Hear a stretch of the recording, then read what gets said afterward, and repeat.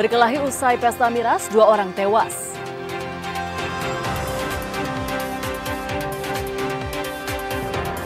Pamit mengaji gadis 20 tahun hilang.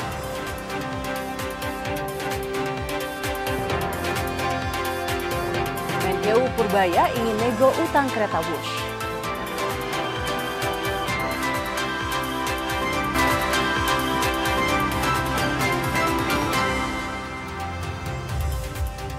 Halo saudara, apa kabar Anda hari ini? Kompas Jatim kembali hadir ke hadapan Anda. Selain 3 informasi utama tadi, tim redaksi kami telah menyiapkan sejumlah informasi penting dan inspiratif lainnya untuk Anda. Bersama saya, Virgianti Kusuma, kita jelang Kompas Jatim di Kompas TV Independen Terpercaya.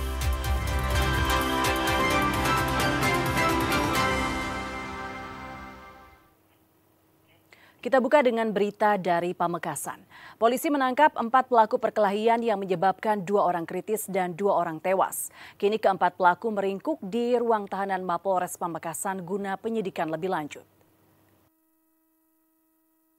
Aksi perkelahian antara 2 kelompok pemuda ini dipicu kesalahpahaman di antara keduanya akibat terpengaruh minuman beralkohol di Pamekasan.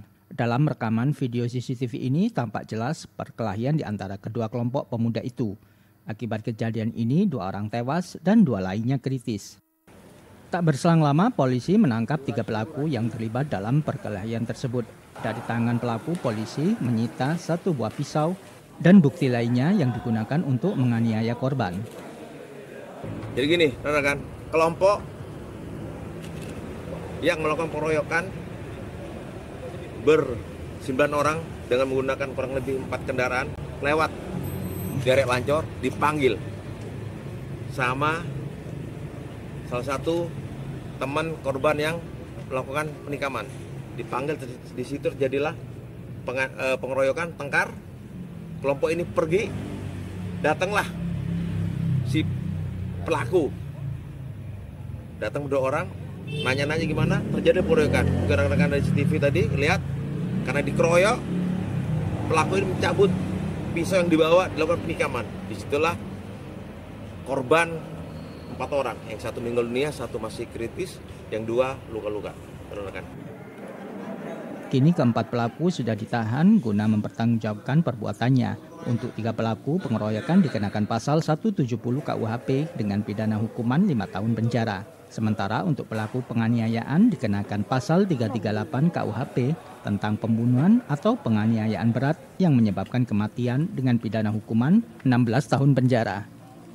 Nurhalis, Kompas TV, Pamekasan, Jawa Timur. Kamera CCTV merekam tabrakan 3 kendaraan di Jalan Raya Madiun arah Ponorogo, Kelurahan Melilir. Meski tidak ada korban jiwa maupun luka, insiden tersebut sempat menyebabkan arus lalu lintas macet.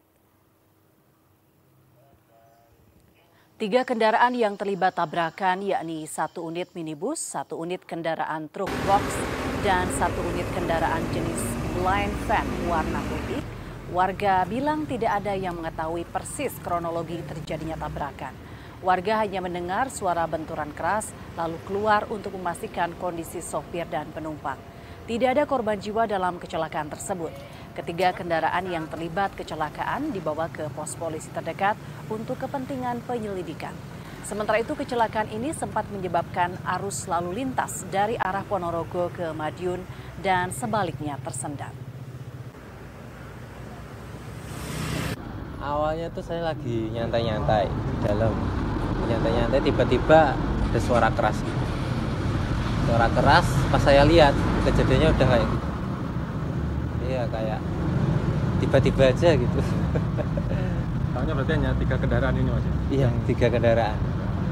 Avanza, truk sama bin van ini. Kita menerima laporan dari masyarakat bahwa terjadi kecelakaan di depan Indomaret Melilir melibatkan kendaraan truk box sama kendaraan Avanza sama kendaraan salah satu kendaraan Tal. Cuma masalah kronologi lebih jelasnya kita masih dalami untuk kronologi kejadian ini. Untuk sementara nihil korban, cuma terjadi kerugian material dari 3 kendaraan tersebut. Sorotan lainnya, pamit pergi mengaji Renanda Maharani Karisma, gadis berusia 20 tahun asal Kota Madiun, Jawa Timur. Lebih dari sepekan ini hilang, belum ada kabar. Kini kedua orang tuanya berharap Risma bisa segera ditemukan dan berkumpul kembali bersama keluarga. Gadis berusia 20 tahun bernama Renanda Maharani Karisma Wardana atau Risma, warga Jalan Tawang Krida, Kelurahan Tawang Rejo, Kecamatan Kartoharjo, Kota Madiun, Jawa Timur, hilang pergi dari rumah lebih dari sepekan. Winda Purwati, ibu kandung Risma, menyebut awalnya putri sematawayangnya pamit pergi mengaji pada Senin pagi tanggal 3 November 2025 lalu. Usai mengaji, putrinya pamit akan mampir ke salah satu perbelanjaan untuk membeli sabun. Saat itu ia berpesan ke putrinya tersebut agar menyusul ke posyandu setelah Risma sampai di rumah. Akan tetapi hingga pukul 12 siang, Risma belum kunjung tiba di posyandu dan ternyata tidak berada di rumah. Merasa khawatir, ia bersama suami mendatangi tempat mengaji Risma di Jalan Trengguli, namun Risma tidak ada di tempat. Ia kemudian menyisir seputaran Kota Madiun, ke teman termasuk saudara, berharap Risma segera ditemukan dengan selamat. Setengah 9 tuh dia pamit sama saya untuk ngaji. Setelah ngaji dia mau beli sabun di Samudra karena sabunnya habis. Nah, saya pesen sama dia kalau nanti ada kegiatan ILB saya suruh ikut. Dia bilang iya. Tutupnya jam berapa? Jam 11. Tapi saya tunggu sampai jam 11, ternyata anaknya belum datang juga. Sampai jam 12 saya tunggu, ternyata anaknya belum datang. Setelah itu saya ke tempat ngajinya. Di sana ternyata sudah sampai sana, tapi nggak ada di sana. Berarti dia pernah sempat ke tempat ngajinya. Setelah itu nggak tahu. Itu hari apa itu, Bu? Itu hari Senin tanggal 4 November 4 ya? Oh, gitu. Tanggal, iya, hari Senin, pokoknya hari Senin. Ya mungkin sudah 8 hari kalau 8 hari ya. Kedua orang tua Risma telah melapor ke Polsek Kartoharjo. Merespon laporan tersebut, polisi telah menyebar informasi ke masyarakat, seperti foto dan identitas tentang Risma, serta melakukan penyelidikan. Dan kan pidana, terlihat orang hilang. Nah, kita sudah pikirkan, dan malam itu seizin Pak Kapolsek atau Polsek ya, kita bikinkan pengumuman yang ke masyarakat yang tujuannya membantu juga apabila mengetahui adik Risma ini ya keberadaannya bisa menghubungi 110 atau nomor daripada Satreskrim yang bisa dihubungi. Itu langkah yang sudah kita, begitu ada laporan kita langsung profiling, kita bikin istilahnya suatu pengumuman di kesempatan masyarakat, tapi kita tunggu sampai 1 hari pun juga belum ada petunjuk.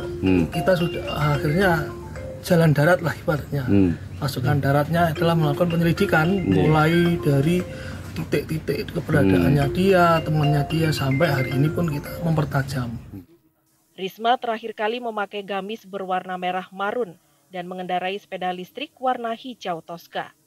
Polisi meminta kepada masyarakat jika ada yang mengetahui ciri-ciri tersebut untuk melapor ke polsek terdekat atau ke call center 110. Tim Liputan Kompas TV Madiun, Jawa Timur. Saudara, tersangka kasus korupsi pemanfaatan aset milik Pemkot Malang mengembalikan uang sebesar 2,1 miliar rupiah. Menurut pihak Kejaksaan Negeri Kota Malang, pengembalian uang ini tidak menghentikan proses hukum. Uang sebesar Rp2.149.171.000 ini diterima oleh Kejaksaan Negeri Kota Malang Selasa siang. Uang yang dibawa lalu dihitung untuk memastikan jumlah sudah sesuai.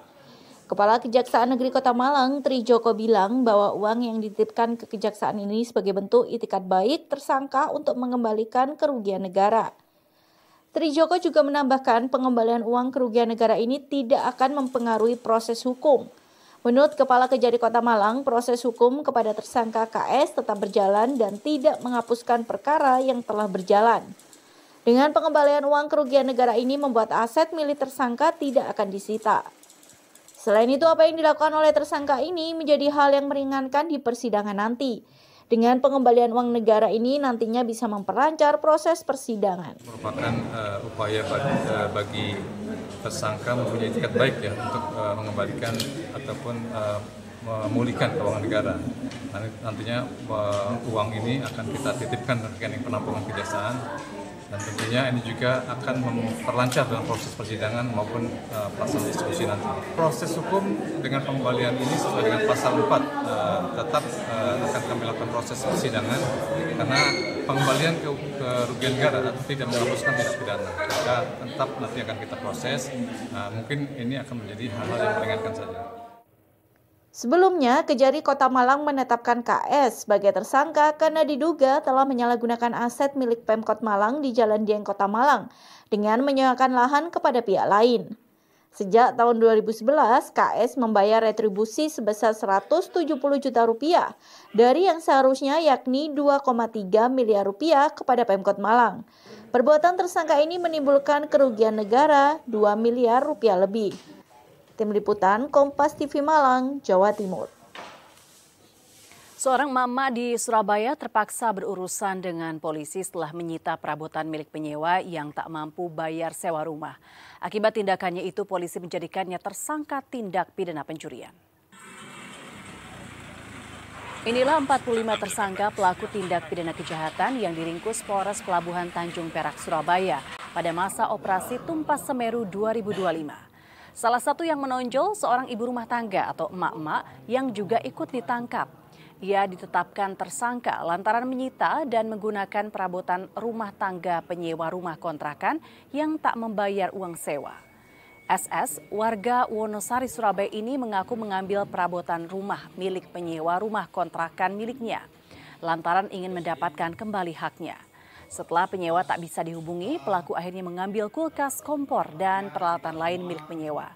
Polisi menjelaskan meski pelaku kesal dengan penyewa dan mengambil barang korban, namun perabot tidak dijual, melainkan digunakan sendiri di rumah tersangka.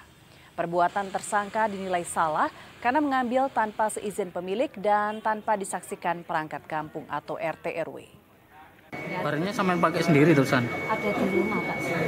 Tapi saman pakai sendiri? Kulkas aja yang besar. Oh, cuman kulkas. Kalau untuk kompornya?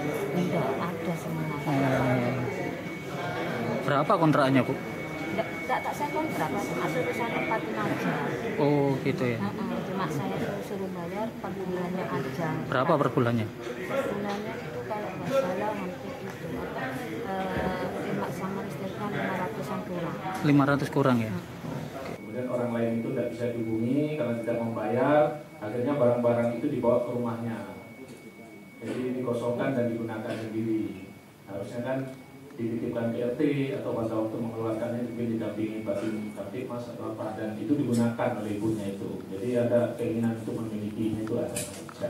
Saudara, Satreskrim Polres Kediri Kota menangkap puluhan pelaku tindak kejahatan. Para pelaku ditangkap dalam operasi Sikat Semeru selama 14 hari. Petugas Satreskrim Polres Kediri Kota menggelandang puluhan pelaku tindak kejahatan. Mereka ditangkap dalam operasi Sikat Semeru yang dilakukan selama 2 pekan. Dalam operasi Sikat Semeru ini, petugas menargetkan 5 perkara. Dari hasil 5 perkara, petugas melakukan pengembangan dengan total 8 kasus dengan jumlah tersangka 10 orang. 8 perkara itu diantaranya tindak pidana pencurian motor, pencurian dengan pemberatan, serta penganiayaan. Petugas juga menyita barang bukti seperti 4 unit sepeda motor, senapan angin, dan laptop. Dalam operasi itu, petugas juga menangkap salah satu pelaku residivis 4 kali pencurian sepeda motor. Menurut petugas, motif dari pelaku melakukan curanmor untuk kebutuhan ekonomi. Kepada petugas, pelaku residivis menjual hasil curian motor melalui media sosial. Sikat Semeru tahun 2025, Satuan Reserse Kriminal Polres Kediri Kota berhasil melakukan pengungkapan terhadap sebanyak 8 perkara dengan jumlah 10 tersangka. Di antaranya adalah perkara curanmor, kemudian pencurian dengan pemberatan, dan juga street crime, dalam hal ini adalah penganiayaan. Total pelaku berapa, Danda? Total pelaku sebanyak 10 tersangka. Hukumannya variatif berdasarkan persangkaan pasal. Untuk curanmor maksimal 7 tahun, kemudian untuk curat sama, dan untuk penganiayaan 5 tahun. Kini puluhan pelaku itu harus mempertanggungjawabkan perbuatannya di dalam sel tahanan Polres Kediri Kota. Mereka dijerat dengan pasal sesuai dengan pidana masing-masing. Tim Liputan, Kompas TV Kediri, Jawa Timur. Menkeu Purbaya ingin ikut nego utang Wush. Nantikan informasi selengkapnya usai jeda berikut ini. Tetaplah bersama kami di Kompas Jati.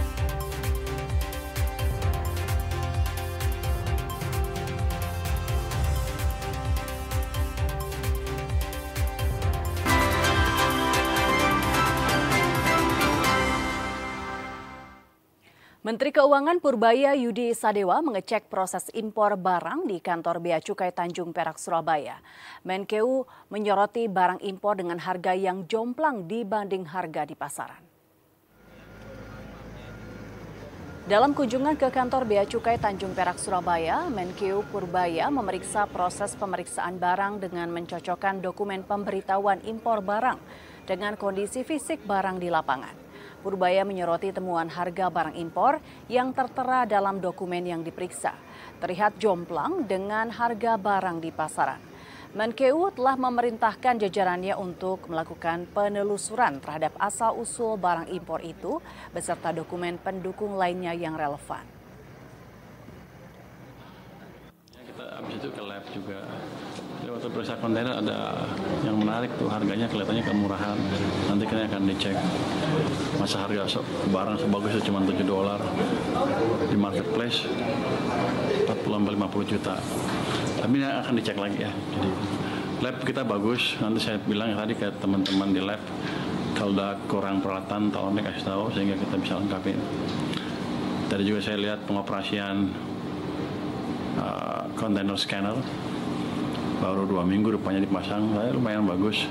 Walaupun belum sempurna, saya pikir itu akan memperbaiki dan mempercepat kemampuan pengecekan barang para pegawai Bea Cukai di sana. Nanti itu kan IT base, saya akan tarik ke Jakarta juga sehingga orang Jakarta bisa lihat langsung apa yang terjadi di lapangan. Tanya itu, Menteri Keuangan mengaku rencana pembayaran utang kereta cepat Wush menggunakan uang sitaan korupsi masih dalam diskusi internal pemerintah. Namun Purbaya ingin ikut ke Tiongkok untuk membahas mekanisme pembayaran utang proyek Wush secara spesifik.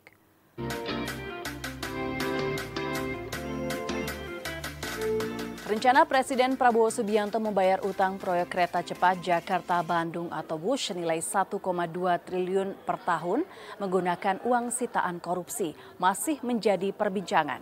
Purbaya menyebut pemerintah berencana mengirim tim ke Tiongkok untuk membahas mekanisme pembayaran utang proyek Wush secara spesifik. Dan Purbaya ingin ikut mengetahui proses diskusi tersebut. Itu masih didiskusikan detailnya. Itu masih yang ada adalah masih garis besarnya. Tapi nanti akan diskusikan dan mungkin Indonesia akan kirim tim ke Cina lagi kan untuk diskusi seperti apa nanti pembayaran persisnya. Saya minta tadi kalau itu saya diajak biar saya tahu diskusinya seperti apa nanti. Informasi lainnya, pemerintah Kabupaten Jember, Jawa Timur kembali membuka penerbangan dari dan menuju Jakarta menggunakan maskapai Fly Jaya pada Selasa sore. Namun harga tiket jauh lebih mahal dari harga sebelumnya, yakni tembus di atas Rp2 juta. Setelah lebih dari 2 pekan tak beroperasi, pesawat dari dan menuju Jakarta di Bandara Noto Hadinegoro, Kabupaten Jember, Jawa Timur kembali beroperasi. Ada 10 penumpang dari Jakarta tujuan Jember dan 70 penumpang dari Jember tujuan Jakarta. Harga tiket pesawat jauh lebih mahal dari harga sebelumnya. Saat ini harga tiket tembus Rp2.190.000 per orang. Padahal sebelumnya Rp1.400.000 per orang. Penerbangan Jember Jakarta sempat terhenti karena adanya evaluasi dari pihak internal maskapai Fly Jaya. Dengan beroperasinya penerbangan ini, diharapkan dapat menumbuhkan perekonomian di Kabupaten Jember. Saya pikir dengan adanya penerbangan ini kita butuh menarik para investor untuk bisa investasi di Kabupaten Jember dengan harapan investasi masuk di Jember, lapangan pekerjaan terbuka, pengangguran bisa terserap, pendapatan bisa naik, dan kemiskinan bisa terurai. Beroperasinya penerbangan Jember-Jakarta disambut bahagia oleh pengusaha tembakau dan politisi lokal di Kabupaten Jember. Bahwa kelancaran transportasi dari Jember ke luar daerah itu membuat kami hidup lagi, lebih hidup daripada yang sudah ada. Nah, memang penerbangan ini membuat investor kami juga tambah yakin bahwa Jember tempat yang tepat untuk berinvestasi. Kami sangat menyambut baik ya, karena memang ini untuk menyikat waktu kita ketika kita kunjungan kerja, kita bertemu dengan kementerian dan sebagainya. Cuman memang harus ada perbaikan-perbaikan, baik sarana dan prasarana, juga mungkin harga tiket ini yang juga kalau dibandingkan dengan tiket kita biasanya ke Juanda itu mungkin dari transport, akomodasi dari Jember kemudian ke Juanda dengan tiketnya itu masih lebih murah. Penerbangan ini menghubungkan Bandara Noto Hadinegoro Jember dan Bandara Halim Perdana Kusuma Jakarta. Penerbangan beroperasi di hari Selasa dan Kamis dengan menggunakan pesawat jenis ATR 72500 berkapasitas 70 penumpang. Hernawan Mustika, Kompas TV Jember, Jawa Timur. Presiden ke-6 Republik Indonesia Susilo Bambang Yudhoyono SBY menerima penghargaan 10 November. Penghargaan tersebut merupakan penghargaan tertinggi dari Institut Teknologi 10 November ITS Surabaya. Carikan dengan baik. Saya punya keyakinan yang unggul.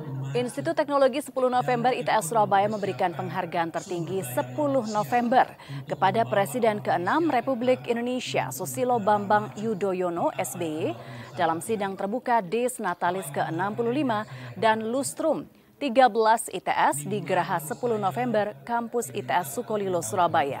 Penghargaan tersebut diberikan sebagai bentuk apresiasi ITS kepada SBY atas dedikasi, kepemimpinan dan kontribusinya yang sangat besar terhadap bangsa Indonesia, terutama dalam bidang pendidikan, pembangunan dan penguatan karakter bangsa. Presiden ke-6 Republik Indonesia ini pun mengapresiasi dan bangga atas penghargaan yang diterimanya. Menurutnya ITS pandai memberikan penghargaan kepada siapapun yang melakukan sesuatu untuk kebaikan negeri.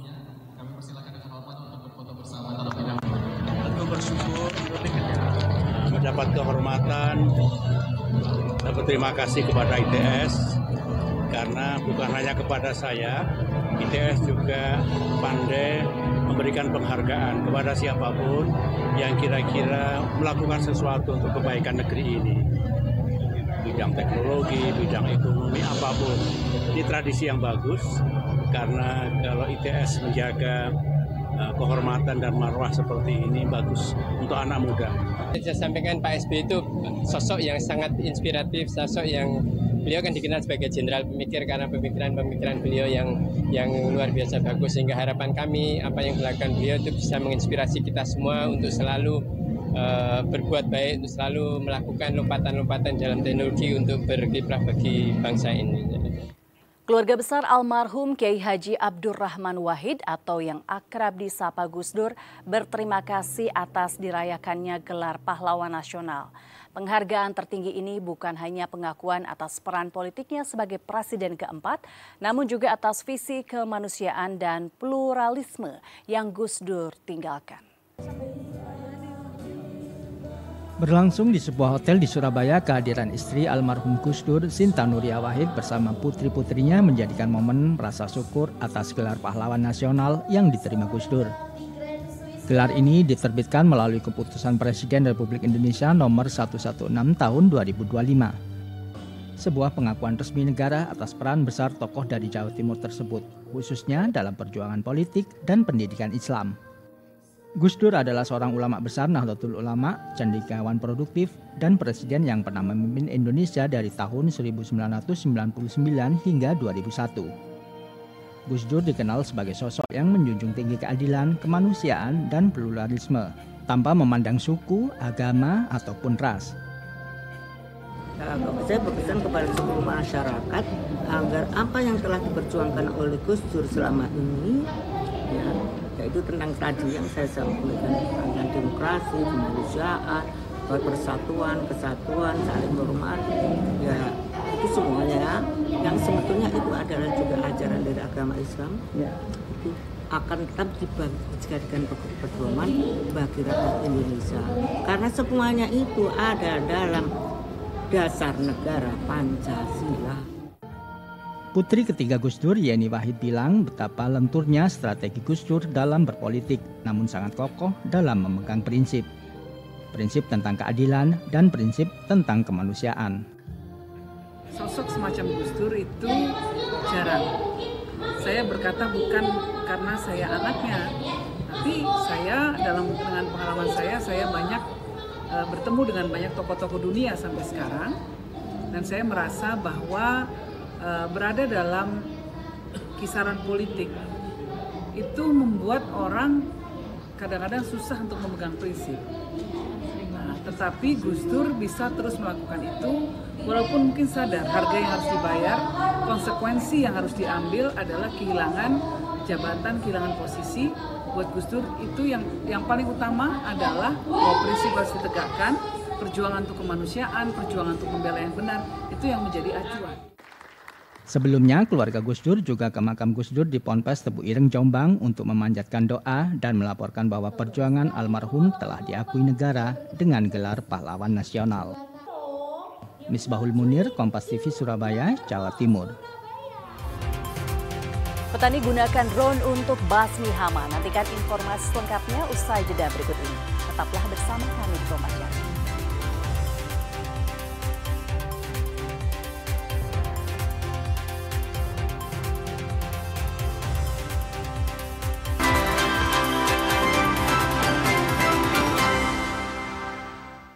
Jasa sewa penyemprotan pestisida menggunakan pesawat tanpa awak atau drone di Jember, Jawa Timur semakin diminati.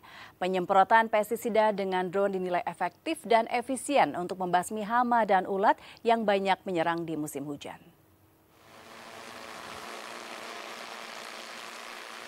Inilah proses penyemprotan pestisida pembasmi ulat dengan menggunakan pesawat tanpa awak atau drone. Inovasi ini dilakukan di lahan tanaman okra milik Misbahul Ulum, petani asal Desa Manggaran, Kecamatan Ajung, Kabupaten Jember, Jawa Timur. Misbah menggunakan drone karena lahannya luas dan tanaman okra memiliki ketinggian 2 meter. Dengan drone semua bagian tanaman mulai dari atas hingga bawah dapat terjangkau cairan pestisida. Penyemprotan dengan drone jauh lebih merata dalam membasmi hama, terutama ulat yang banyak menyerang tanaman okra, padi, dan jagung di musim hujan. Penyemprot ini pakai drone kayaknya kalau disemprot manual kurang efektif. Jadi setelah disemprot hama itu masih menyerang. Ulatnya banyak, terus kayak hama-hama yang lain, kayak werengnya itu masih banyak. Makanya saya pakai drone agar lebih maksimal dan lebih efektif. Misbah menyewa drone ke penyedia jasa persewaan drone pestisida. Biaya sewa drone mulai dari 600 hingga 800 ribu rupiah per hektar atau dengan harga paket 3 juta rupiah untuk selama musim tanam. Kalau untuk persewaan Mas, kalau untuk tanaman seperti okra, edamame, itu pembiayaannya sekali semprot itu antara 600 sampai 800 ribu tergantung penggunaan obat-obatan per hektar ya, itu per hektar. Untuk padi dan jagung? Untuk padi dan jagung kami punya paket Mas, kami punya paket itu per musim 4 sampai 5 kali pengedronan itu biayanya sekitar 3 juta. Tak hanya tanaman okra, jasa sewa drone pestisida juga banyak digunakan oleh petani padi dan jagung. Drone pestisida banyak diminati karena proses penyemprotannya lebih cepat dan mudah. Hernawan Mustika, Kompas TV Jember, Jawa Timur. Badan Pengelola Dana Perkebunan BPDP bekerja sama dengan Badan Kerjasama dan Manajemen Pengembangan Universitas Airlangga menggelar workshop mendorong hilirisasi komoditas kelapa sawit dan kakao di Jawa Timur. Kegiatan ini diikuti sekitar 90 pelaku usaha mikro, kecil, dan menengah dari berbagai daerah di Jawa Timur. Pelatihan bagi puluhan UMKM se-Jawa Timur ini berlangsung di Fakultas Ekonomi dan Bisnis Universitas Airlangga, Surabaya. Selain diisi seminar dan pelatihan pemberdayaan UMKM seperti branding dan matchmaking, program ini juga memfasilitasi pelaku UMKM untuk mendapatkan akses legalitas usaha, pembiayaan, digital marketing, hingga peluang ekspor. Usaha UMKM ini bisa menggunakan turunan sawit itu untuk bahan baku atau bahan setengah jadi untuk produk mereka. Turunan sawit yang saya tahu ini sudah dari Aceh sudah ada ekspor kerajinan berbahan lidi sawit itu sudah. Melalui workshop ini peserta difasilitasi untuk langsung membuat nomor induk berusaha, mengurus surat izin usaha hingga membuka akun di marketplace. BPDP dan UNER juga menghadirkan sesi pitching dengan perbankan bagi UMKM yang berpeluang mendapatkan kredit. Manfaatnya banyak, jadi kita mereview dari semua kegiatan ilmu-ilmu kita dulu dan kita akhirnya banyak update, jadi ilmunya kita kan jadi update. Jadi untuk pengembangan produk, mungkin pengembangan pasar, mungkin ini jadi kita bisa update juga. Melalui kolaborasi BPDP dan UNER ini diharapkan mampu mendorong UMKM naik kelas melalui penguatan hilirisasi dan diversifikasi produk. Alfian Rahman, Kompas TV, Surabaya, Jawa Timur. Saudara, cuaca buruk yang terjadi akhir-akhir ini juga berdampak pada harga ikan laut segar di pasaran. Karena pasokan berkurang, harga ikan laut naik. Kenaikan hingga Rp5.000 dan beberapa jenis ikan laut pasokannya kosong. Di Pasar Saujajar Kota Malang, kenaikan harga terjadi pada semua jenis ikan laut segar. Kenaikan harga terjadi sejak beberapa pekan terakhir saat cuaca buruk melanda wilayah Malang Raya termasuk wilayah pesisir laut. Salah satu pedagang ikan laut segar Ria mengaku cuaca buruk saat ini sangat berdampak pada harga ikan laut. Kenaikan harga ikan ini rata-rata Rp5.000 per kilogram untuk semua jenis ikan. Namun kenaikan harga sangat tinggi terjadi pada cumi-cumi. Jika sebelumnya cumi-cumi dijual Rp65.000 per kilogram, kini melonjak menjadi Rp85 hingga Rp90.000 per kilogram.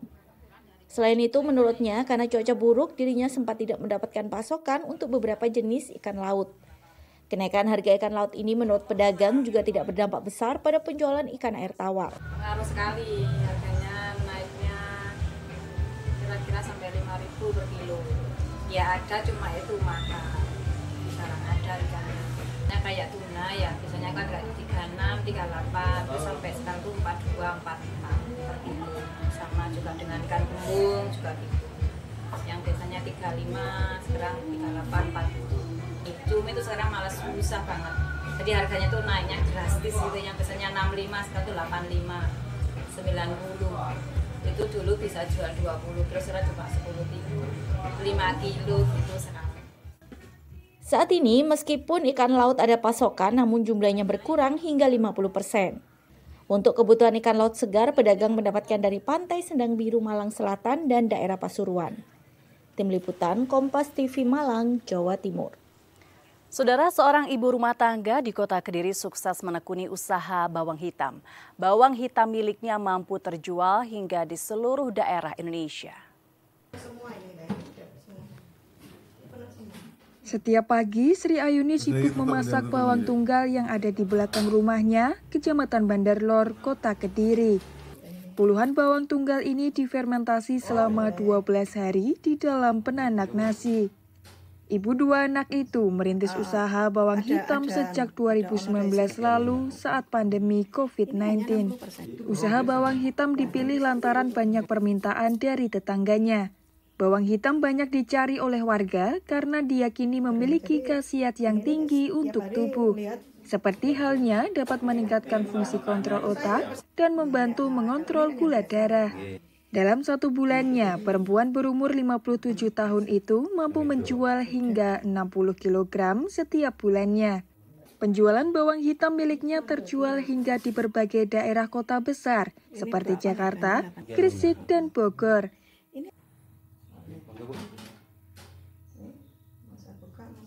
Saya konsumsi sendiri. Pada tahun 2020 kita pandemi ya.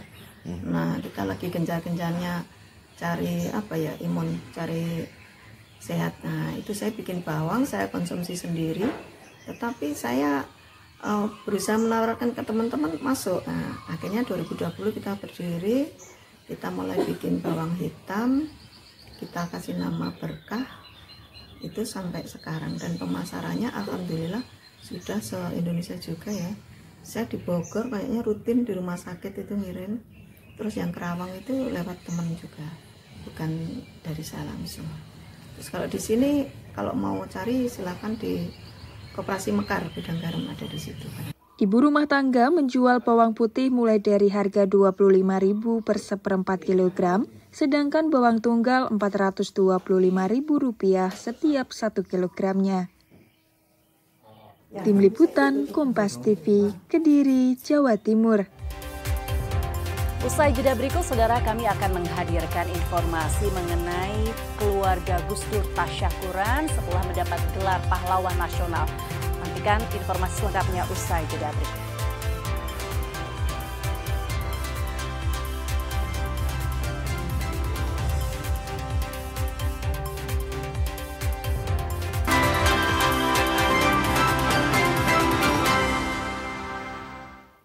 Polisi menangkap 4 pelaku perkelahian yang menyebabkan 2 orang kritis dan 2 orang tewas di Pamekasan, Jawa Timur.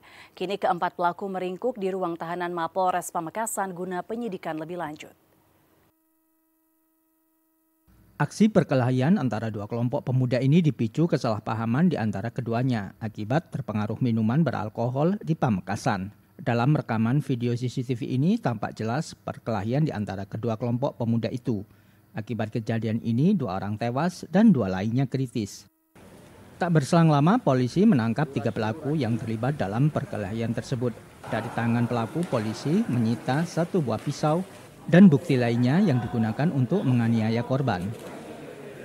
Jadi gini, rekan, kelompok yang melakukan pengeroyokan ber-9 orang dengan menggunakan kurang lebih 4 kendaraan lewat derek Lancor dipanggil sama salah satu teman korban yang melakukan penikaman. Dipanggil di situ terjadilah pengeroyokan, tengkar. Kelompok ini pergi, datanglah si pelaku. Datang 2 orang, nanya-nanya gimana, terjadi pengeroyokan. Rekan-rekan dari CCTV tadi lihat, karena dikeroyok, pelaku ini mencabut pisau yang dibawa, dilakukan penikaman. Disitulah korban 4 orang, yang 1 meninggal dunia, 1 masih kritis, yang 2 luka-luka. Kini keempat pelaku sudah ditahan guna mempertanggungjawabkan perbuatannya. Untuk 3 pelaku pengeroyokan dikenakan pasal 170 KUHP dengan pidana hukuman 5 tahun penjara. Sementara untuk pelaku penganiayaan dikenakan pasal 338 KUHP tentang pembunuhan atau penganiayaan berat yang menyebabkan kematian dengan pidana hukuman 16 tahun penjara. Nurhalis, Kompas TV, Pamekasan, Jawa Timur. Saudara, pamit pergi mengaji Renanda Maharani Karisma, gadis berusia 20 tahun asal Kota Madiun, Jawa Timur, lebih dari sepekan ini hilang belum ada kabar. Kini kedua orang tuanya berharap Risma bisa segera ditemukan dan berkumpul kembali bersama keluarga. Gadis berusia 20 tahun bernama Renanda Maharani Karisma Wardana atau Risma, warga Jalan Tawang Krida, Kelurahan Tawang Rejo, Kecamatan Kartoharjo, Kota Madiun, Jawa Timur, hilang pergi dari rumah lebih dari sepekan. Winda Purwati, ibu kandung Risma, menyebut awalnya putri sematawayangnya pamit pergi mengaji pada Senin pagi tanggal 3 November 2025 lalu. Usai mengaji, putrinya pamit akan mampir ke salah satu perbelanjaan untuk membeli sabun. Saat itu ia berpesan ke putrinya tersebut agar menyusul ke posyandu setelah Risma sampai di rumah. Akan tetapi hingga pukul 12 siang, Risma belum kunjung tiba di posyandu dan ternyata tidak berada di rumah. Merasa khawatir, ia bersama suami mendatangi tempat mengaji Risma di Jalan Trengguli, namun Risma tidak ada di tempat. Ia kemudian menyisir seputaran Kota Madiun, ke teman termasuk saudara, berharap Risma segera ditemukan dengan selamat. 8:30 tuh dia pamit sama saya untuk ngaji. Setelah ngaji dia mau beli sabun di Samudra karena sabunnya habis.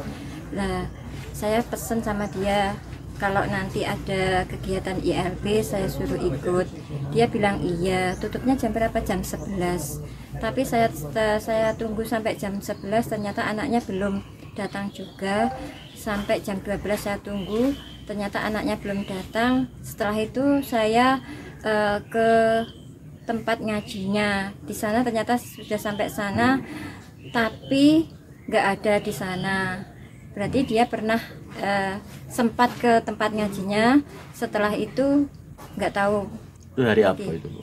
Itu hari Senin tanggal 4 November ya? Oh, tanggal, iya, hari Senin, pokoknya hari Senin. Ya mungkin sudah 8 hari kalau 8 hari ya. Kedua orang tua Risma telah melapor ke Polsek Kartoharjo. Merespon laporan tersebut, polisi telah menyebar informasi ke masyarakat, seperti foto dan identitas tentang Risma, serta melakukan penyelidikan. Karena kan pidana, tadi kan orang hilang. Nah, kita sudah pikirkan, dan malam itu seizin Pak Kapolsek atau Polsek ya, kita bikinkan pengumuman yang ke masyarakat yang tujuannya membantu juga apabila mengetahui adik Risma ini ya keberadaannya bisa menghubungi 110 atau nomor daripada Satreskrim yang bisa dihubungi. Itu langkah yang sudah kita, begitu ada laporan kita langsung profiling, kita bikin istilahnya suatu pengumuman di kesempatan masyarakat. Tapi kita tunggu sampai 1 hari pun juga belum dapat petunjuk. Kita sudah akhirnya jalan darat lah ibaratnya. Pasukan daratnya adalah melakukan penyelidikan mulai dari titik-titik keberadaannya dia, temannya dia, sampai hari ini pun kita mempertajam. Risma terakhir kali memakai gamis berwarna merah marun dan mengendarai sepeda listrik warna hijau toska. Polisi meminta kepada masyarakat jika ada yang mengetahui ciri-ciri tersebut untuk melapor ke polsek terdekat atau ke call center 110. Tim Liputan Kompas TV Madiun, Jawa Timur. Keluarga besar almarhum Kiai Haji Abdurrahman Wahid atau yang akrab disapa Gus Dur berterima kasih atas dirayakannya gelar pahlawan nasional. Penghargaan tertinggi ini bukan hanya pengakuan atas peran politiknya sebagai presiden keempat, namun juga atas visi kemanusiaan dan pluralisme yang Gus Dur tinggalkan.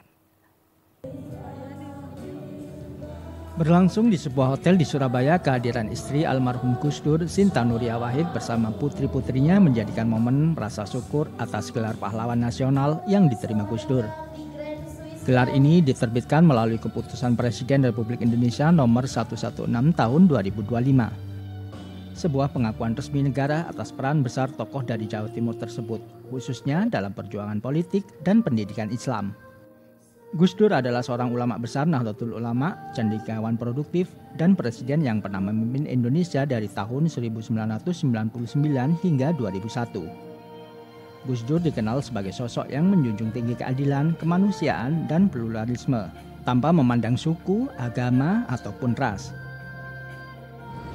Saya berpesan kepada seluruh masyarakat agar apa yang telah diperjuangkan oleh Gus Dur selama ini, yaitu tentang tadi yang saya sampaikan tentang demokrasi, kemanusiaan, persatuan, kesatuan, saling menghormati, ya itu semuanya yang sebetulnya itu adalah juga ajaran dari agama Islam, itu akan tetap dijadikan pedoman bagi rakyat Indonesia, karena semuanya itu ada dalam dasar negara Pancasila. Putri ketiga Gus Dur, Yeni Wahid, bilang betapa lenturnya strategi Gus Dur dalam berpolitik, namun sangat kokoh dalam memegang prinsip. Prinsip tentang keadilan dan prinsip tentang kemanusiaan. Sosok semacam Gus Dur itu jarang.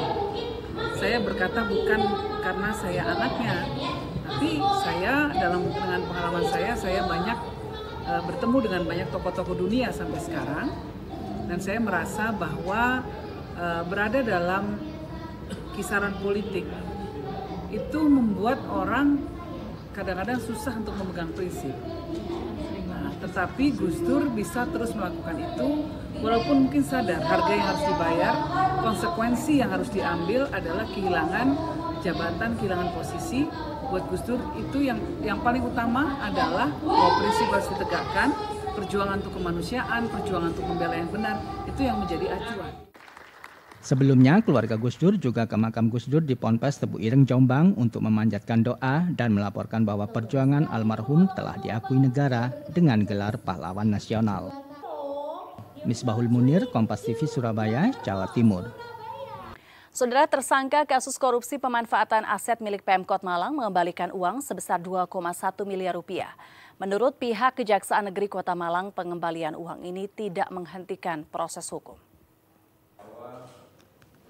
Uang sebesar Rp2.149.171.000 ini diterima oleh Kejaksaan Negeri Kota Malang Selasa siang. Uang yang dibawa lalu dihitung untuk memastikan jumlah sudah sesuai.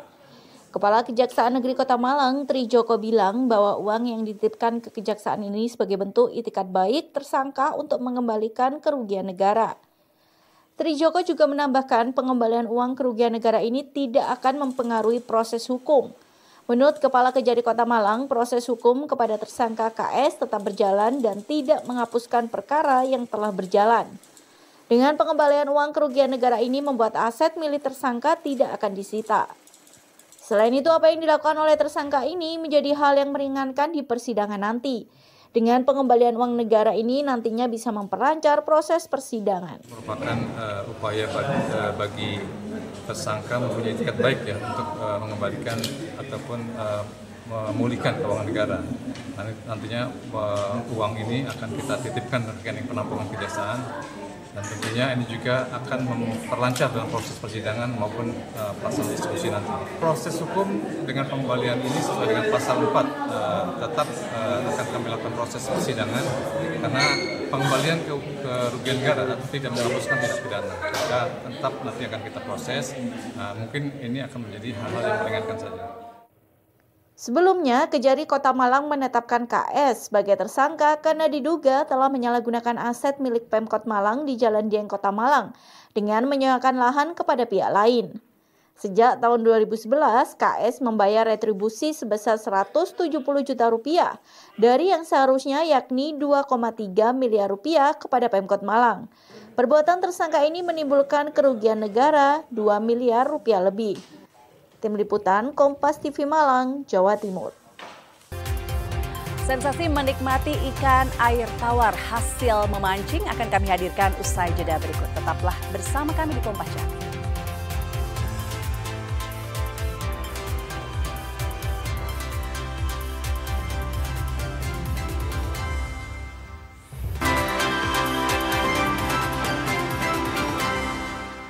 Menikmati ikan air tawar tak hanya dari rasa, tapi juga dari pengalaman menangkapnya sendiri. Sebuah warung di pedesaan di Situbondo menawarkan sensasi menangkap dan menyantap ikan segar langsung di tempat. Dan informasi ini sekaligus menutup jumpa kita di Kompas Jatim hari ini. Jangan lupa saudara untuk menyaksikan live streaming kami di kompas.tv dan channel YouTube Kompas TV Jawa Timur. Kompas TV independen terpercaya. Saya Virgianti Kusuma, sampai jumpa. Suasana pedesaan yang asli di Desa Pokaan, Kecamatan Kepongan, Situbondo menjadi tempat tujuan bagi penikmat kuliner air tawar. Sebuah warung makan di tengah desa ini tak hanya menyajikan menu ikan segar, tetapi juga menawarkan pengalaman berbeda bagi para pengunjungnya. Pengunjung bisa langsung memancing di kolam yang disediakan. Setiap tarikan joran jadi awal cerita menyenangkan sebelum menyantap hidangan. Ikan yang didapat kemudian langsung diolah sesuai selera. Menu favoritnya yakni mangut gurami, hidangan berkuah dengan cita rasa pedas dan gurih. Proses memasak dimulai dari penggorengan ikan segar hingga berwarna keemasan, lalu dicampur dengan kuah mangut yang beraroma khas. Campuran rempah seperti kemiri, kencur, dan daun salam membuat aroma makin tercium menggiurkan saat proses memasak berlangsung. Suasana makan tampak semakin nikmat ketika pengunjung menyantap ikan hasil tangkapannya sendiri di tepi kolam, sambil menikmati pemandangan alam pedesaan yang hijau dan tenang. Karena ikannya segar, Kenapa seger? Karena waktu kita mau datang itu disuruh mancing dulu. Uniknya itu sih, kita mancing, dapat ikannya, terus dibawa ke dapur sama orangnya. Ya rasanya seger, manis, unik juga, bisa dimakan berbagai macam bentuk. Ada yang ini dimangut, ada yang digoreng, ada juga yang bisa langsung dibakar. Kesegaran ikan yang langsung diolah membuat teksturnya lembut dan rasanya berbeda dari ikan air tawar pada umumnya. Dalam sehari warung ini bisa menjual hingga 100 porsi hidangan ikan air tawar. Dan kebenaran juga kita di sini memang ada budidaya lele sama gurami ya masakan kita, antara olahan ayam yang terkenal yaitu ayam lodonya, lalu olahannya lele sama gurami. Itu sih. Oh, kalau untuk olahan ikan air tawarnya rata-rata kalau sini sih lele bakar sama lele mangut. Gurami sama sih, gurami bakar sama gurami mangut. Dalam sehari bisa habis berapa? Secara keseluruhan kisaran rata-rata 50 sampai 100 porsi sih, Mas. Dengan harga terjangkau sekitar Rp13.000 per ons, menikmati mangut gurami di tengah pedesaan jadi pilihan menarik bagi pecinta kuliner air tawar. Rendra Farandika, Kompas TV, Situbondo, Jawa Timur.